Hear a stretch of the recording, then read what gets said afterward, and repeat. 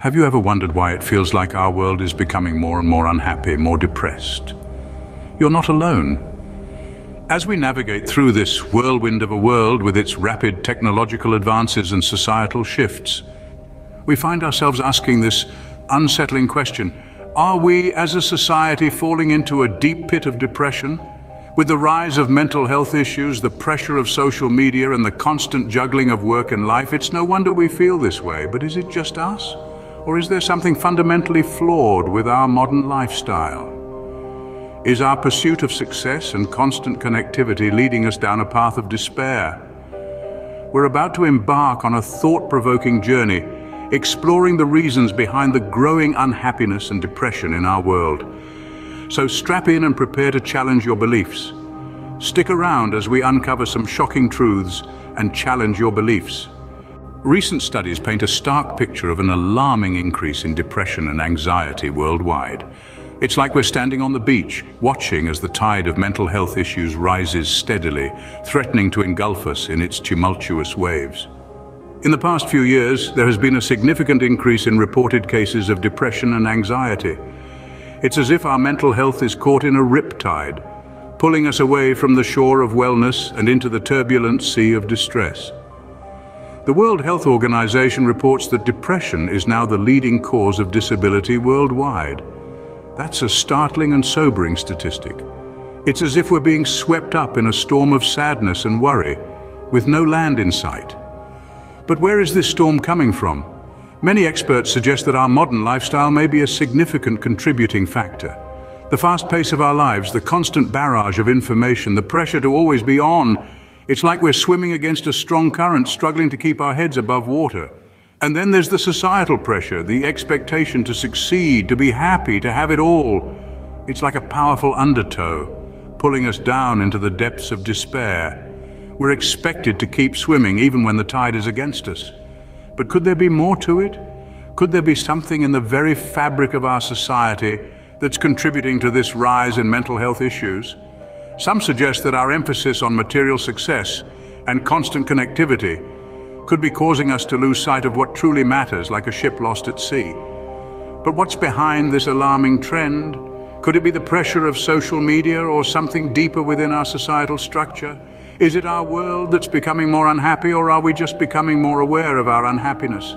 As the tide continues to rise, these are the questions we must ask ourselves before we're swept away.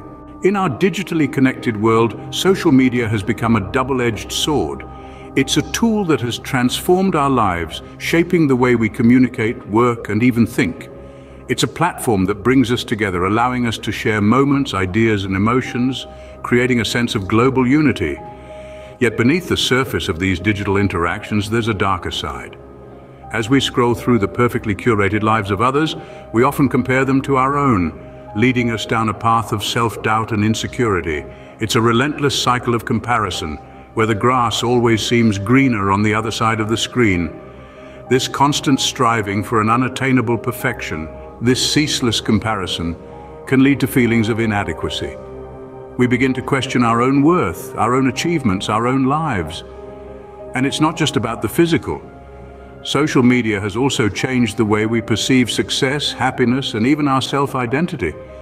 Moreover, while social media connects us to people across the globe, it can also isolate us. We may have thousands of followers, but how many true connections do we have? How many real, meaningful relationships are we nurturing? The irony is stark. In a world where we're more connected than ever, we're also feeling more alone. The isolation extends beyond our personal relationships. It seeps into our relationship with ourselves. As we increasingly live our lives through a digital lens, we risk losing touch with our own reality, our own needs, and our own emotions. This is the paradox of our digital age. The tool that was designed to bring us closer can also push us further apart. It's a double-edged sword cutting through the fabric of our society, shaping our perceptions and our emotions. And so we find ourselves at a crossroads. On one side, the allure of connection, of shared experiences, of a global community. On the other, the risk of isolation, of comparison, of lost identity. The constant comparison is taking a toll on our mental health. It's a complex issue, and one that we need to navigate with care. As we move forward, we need to find a balance, a way to harness the power of social media without letting it control us. Because in the end, our mental health is what truly matters. The modern work culture, with its long hours and high stress, is another culprit. We are living in an era where busy has become a badge of honor, where being constantly on the move is a sign of success, and downtime is often viewed as laziness. But at what cost? Workplace stress is not a new phenomenon, but it's becoming increasingly prevalent. We are in a constant race against time, juggling multiple tasks and meeting impossible deadlines. The pressure to perform, succeed, and make it is immense. It's no surprise that burnout, once considered a workaholic's badge of honor, is now recognized as a legitimate medical condition by the World Health Organization.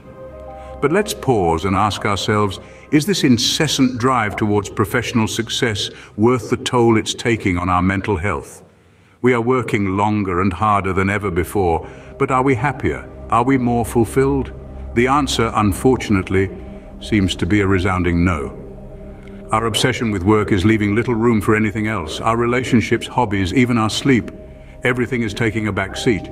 We're caught in a vicious cycle of work, stress, and more work, leaving us mentally exhausted and emotionally drained. The irony is, while we're working ourselves to the bone for a better life, we're forgetting to actually live. We're trading our mental well-being for professional success, losing sight of what truly matters. But what good is success if it leaves us feeling empty, anxious, and depressed? It's time to challenge this norm. It's time to prioritize our mental health over professional success. It's time to redefine what success means to us, because at the end of the day, our mental well-being is not a luxury, it's a necessity. Our work culture needs a radical shift, a shift towards balance, empathy, and well-being. Because as the saying goes, you can't pour from an empty cup. Are we trading our mental well-being for professional success? It's time we ponder this unsettling question and make a conscious choice. Because in the grand scheme of things, mental health matters, and it's high time we start treating it that way. Some argue that the very fabric of our current society is fundamentally flawed and leading us towards a collective state of depression. It's a thought-provoking notion, isn't it?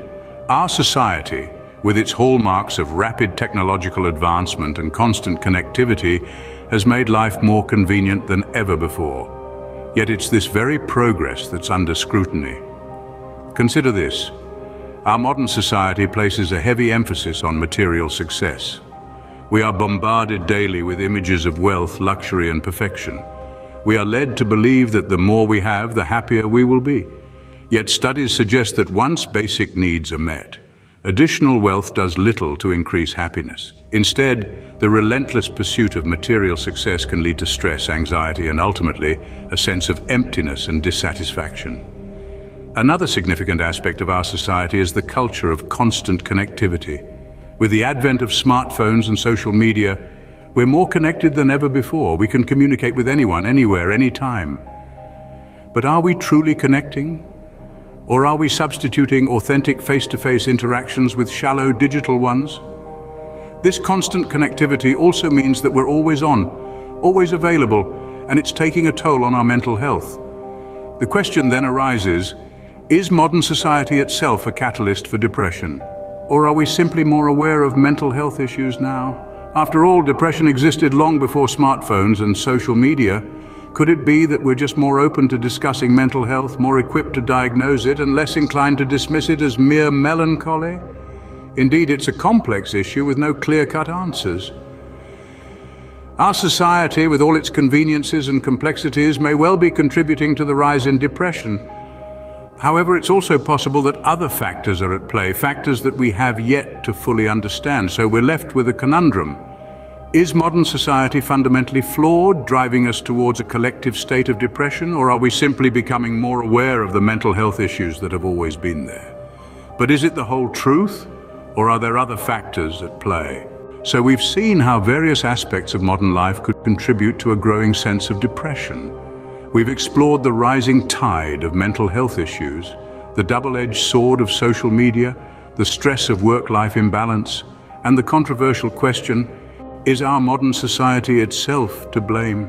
These are complex issues intertwined like the threads of a tapestry, each affecting and being affected by the others.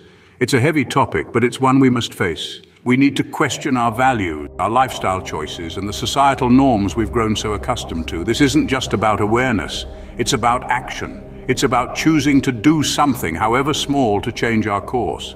Perhaps it's time we start rethinking our values and lifestyles. What do you think? Is modern society truly falling into depression, or are we just becoming more aware of mental health issues? Join the conversation in the comments below. And if you found this video thought-provoking, don't forget to like, share, and subscribe for more content like this.